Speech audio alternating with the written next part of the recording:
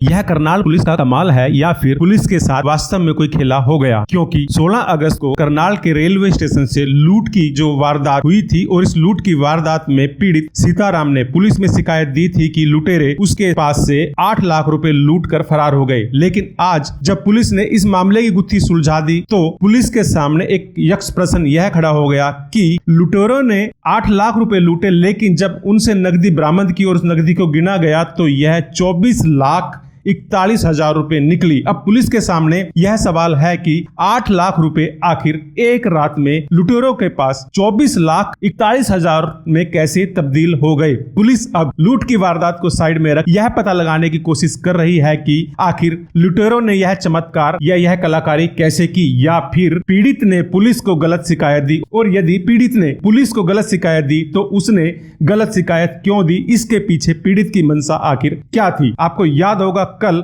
करनाल के railway station पर करीबन 11 बजे नीलोखड़ी निवासी सीताराम, जो कि ईंट के भट्टों पर लेबर सप्लाई का काम करता है, उसके पास से बाइक सवार 2 बदमाश 8 लाख रुपए से भरा बैग छीन कर फरार हो गए थे। सीताराम ने पुलिस में जब शिकायत दी तो यही कहा कि उसके बैग में 8 लाख रुपए थे और वह यह राशि बिहार लेकर जा रहा था, क्योंकि जन्माष्टमी के अवसर पर उसे लेबर को भुगतान करना था। वह करनाल रेलवे स्टेशन पर रेल पकड़ने आया था। रेल से वह दिल्ली और दिल्ली से उसे पटना जाना था, लेकिन वह करनाल में रेल पकड़ता इससे पहले ही उसके साथ यह वारदात हो गई। पुलिस ने कल 16 अगस्त को उसकी शिकायत दर्ज करते ही इस मामले की सिलसिलेवार छानबीन शुरू की। पुलिस ने इस मामले को बड़ी गंभीरता से लिया और आज एसपी गंगाराम पुनिया ने बताया कि इस वारदात को सुलझा तो लिया, लेकिन एक गुत्थी अब पुलिस के सामने आ गई है, और गुत्थी यह है कि पीड़ित 8 लाख रुपए लूटने की बात कह रहा है, जबकि 24,41,000 रुपए बरामद किए गए हैं। अब पुलिस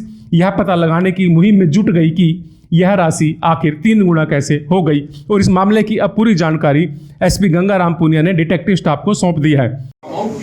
देखिए, कल सुबह हमें एक इन्फॉर्मेशन प्राप्त हुई थी कि सिविल लाइन थाने का एरिया में एक 8 लाख रुपए की लूट हुई है। टीमें मौके पर पहुंची थी। वहां पर सीताराम नामक व्यक्ति के बयान पर हमने थाना सिविल लाइन में एक मुकदमा दर्ज किया और सीआईए की टीमों ने जांच को फिर आगे बढ़ाया था। जांच के दौरान ही आज हमने 3 आरोपी संजय, रोहित और राहुल, इनको गिरफ्तार किया है। हालांकि लूट की अमाउंट शुरुआत में जो कंप्लेनेंट के द्वारा 8 लाख बताई गई थी, लेकिन एक्चुअल में आज 24,41,000 रुपये की राशि रिकवर की गई है। सर, आरोपियों को कल तीनों आरोपियों को हम माननीय न्यायालय के समक्ष पेश करेंगे और अगर जरूरत पड़ी तो रिमांड के लिए भी माननीय न्यायालय से अनुरोध करेंगे। बहरहाल पुलिस ने इस मामले में 3 आरोपियों को गिरफ्तार किया है। इसमें राहुल नाम का वह व्यक्ति भी शामिल है जो कल सीताराम के साथ उसी गाड़ी में आया था जिसमें सीताराम सवार थे, और उस गाड़ी यानी कि उस इनोवा से जब यह दोनों लोग उतरे तो तभी बदमाशों ने इस वारदात को अंजाम दिया।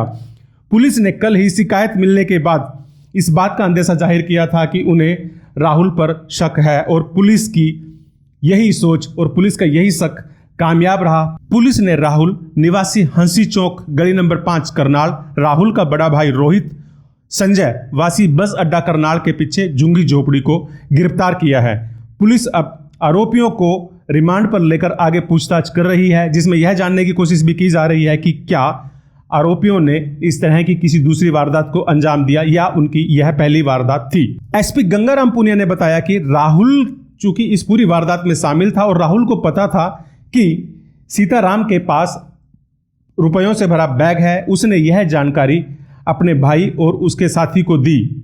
उसे यह भी पता था कि सीताराम रेलवे स्टेशन से इस राशि को लेकर ट्रेन पकड़ेगा। राहुल ने एक योजना बनाई और इस योजना पर अमल करते हुए इन तीनों ने इस वारदात को अंजाम दिया। 16 अगस्त की सुबह 10 बजे जैसे ही राहुल और सीताराम करनाल के रेलवे स्टेशन पर पहुंचे तभी बदमाशों ने इस वारदात को अंजाम दे दिया। एसपी गंगाराम पुनिया ने जांच टीम की प्रशंसा की और कहा कि अब इस पूरे मामले की आगे भी जांच की जा रही है। सवाल यह पैदा हो रहा है कि आखिर सीताराम ने पुलिस को गलत जानकारी क्यों दी? क्या इसके पीछे काला धन है या कोई और वजह? बहरहाल इन सवालों के जवाब में अब पुलिस की डिटेक्टिव स्टाफ जुट गया है। पुलिस ने लूट की वारदात को तो मात्र 24 घंटे में सुलझा दिया, लेकिन क्या पुलिस यह भी पता कर पाएगी कि 8 लाख रुपए आखिर 24,41,000 में कैसे तब्दील हो गए? क्या यह ब्लैक मनी है या लुटेरों ने पहले भी ऐसी ही किसी वारदात को अंजाम दिया और यह राशि उस वारदात की है। लेकिन वह वारदात कौन सी है?